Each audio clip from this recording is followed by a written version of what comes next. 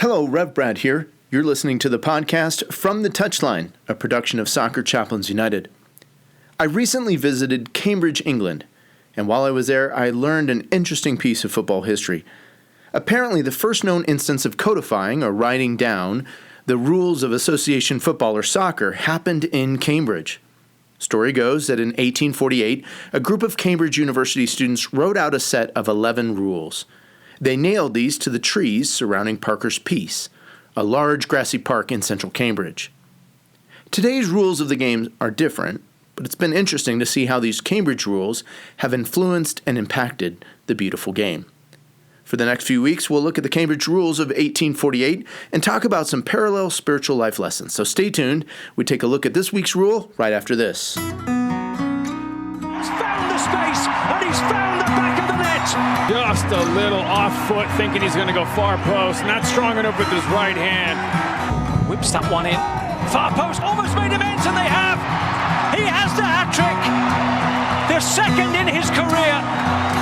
The third of the night. The hat-trick hero. Talked about you're not going to be able to sustain that kind of pressure. To the corner. Goes towards the near post. And you're the angle, and what a goal! What a goal! Rule 6. When the ball is behind, it shall be brought forward at the place where it left the ground, not more than 10 paces, and kicked off. So part of me thinks that rules 5 and 6 ought to be combined, but then we'd only have 10 rules and not 11. And 11's an important number for soccer. So we've already talked about reset points and boundaries. Let me pick up on a theme here of restoration. The ball coming back into play, today this happens through the goal kick, the corner kick. It's about resuming play, resuming action. And I think that we can take today's Cambridge rule number 6 and speak more to the process of restoration. We all need restoration. Restoration in life can play out in a number of ways. We can talk about it in terms of inanimate objects. We talk about the restoration of a house or a car, for example. Restoration can also be about physical or health kinds of things. Christian Eriksen, for example, the Denmark footballer who collapsed and nearly died during a football match, that's a recent example that comes to my mind. He's been on a journey of recovery and restoration, but today is a footballer with Manchester United Football Club and still aiming to play for his nation in the World Cup. We can talk about restoration in terms of relationships. A child who's lost trust, a footballer who abandoned the team or didn't live up to an agreed-upon expectation. There are processes and pathways for restoration to a position, a status, toward membership or relationship. The Bible speaks to restoration. In fact, we might say that restoration is one of the larger meta-themes. God actively works to restore a relationship with humankind. But the Bible speaks practically as well to some of the processes of restoring a broken relationship. In Matthew 18, Jesus lays out some steps for restoring someone close who's lost their way and fallen out. You can read verses 15 through 20 to look more closely at it, but essentially Jesus lays out some steps. Go to the person one-on-one, if possible. If that doesn't work, go with a trusted person or two who can be part of the process. If those things don't work, then set up a meeting that involves the larger community or the team. And if none of this works, well, it's time to go your separate ways. Notice how our Cambridge rule of 1848 has the ball brought back to the place where it left the ground. There's a sense that sometimes when we have a conflict or we need to restore a relationship, we sometimes need to go back to the place and time when the relationship was broken or the fellowship was lost. Well, I want to press pause right here for a moment and tell you about something special happening. Take a minute and listen to this.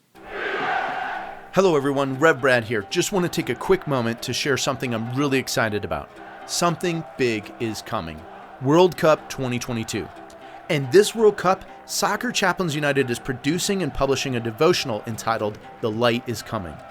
It's a collaboration of several Soccer Chaplains United chaplains, and we're going to look to have it available on Amazon beginning November 1st, just in time for the World Cup. It's an 8-week, 80-page devotional with illustrations, and it features readings that mirror the different weeks of World Cup, Advent, and Christmas.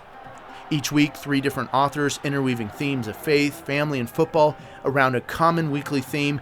You're sure to enjoy it. Amazon, better yet, Amazon Smile, will be the place to purchase your print-on-demand copy. And we're going to have it available in ebook format for English, Spanish, and Portuguese as well. Anyone who loves soccer is encouraged to reach out to us. Email us at info@soccerchaplainsunited.org. We'll give you information on how to get bulk rate discounts. Are you hosting a World Cup watch party? Grab a few copies to give to fans and friends. Does your church, club, or rec team have some World Cup fans? Well, get some copies and give them away. This edition of the World Cup is special. It's the first time happening in this part of the year and first time happening in an Arabic country. And we'd love to see this devotional get in the hands of many this World Cup season. Find out more information on soccerchaplainsunited.org or by emailing us at info at that same web address. Well, have a great Advent and Christmas and have a great World Cup. As we get back into it, another interesting thing to note here about this Cambridge rule is that there's a little bit of relief from the boundary. I think there might be some wisdom to be gleaned here too. You know, if we're constantly dealing with brokenness or relationships that are in disarray or disrepair, if our backs are constantly against the wall or if we're constantly on edge, it can make for a mess of things. I think it helps to get a little distance from the situation and the moment so that we can get the ball back into a place, as it were. You know, maybe we need a little bit of time. Maybe we need a little bit of geographical distance. A final word from Scripture on restoration. Paul writes to the church in Galatia. He says, if someone's caught in a sin, those who are mature and spiritual, they should work to come alongside and restore that person gently. I think this might be referring back to Matthew 18. Hey, look, think about these ways. Think about the way to do this. And the phraseology that Paul uses here has the imagery of a doctor who sets a fractured bone back into place. I think this is helpful. Think of our day and age right now. We live in a cancel culture. Yes, I think we have to call out sin. We have to fight for justice. But we also should look for and hope to restore people back into relationship. And that's where I think our world is missing it right now. High sense of justice, but a lack of forgiveness. It creates this hellish place on earth. We end up living in isolation with no hope of restoration. Friends, footballers, let us consider the need in our world for restoration today. Let's find the places where the ball has gone out, gone behind. Let's bring it back in. Let's build in a little bit of cushion, a bit of relief, and try to get the relationship and the game back into a healthy and vibrant place. That's a good lesson, a life lesson from this Cambridge rule of 1848.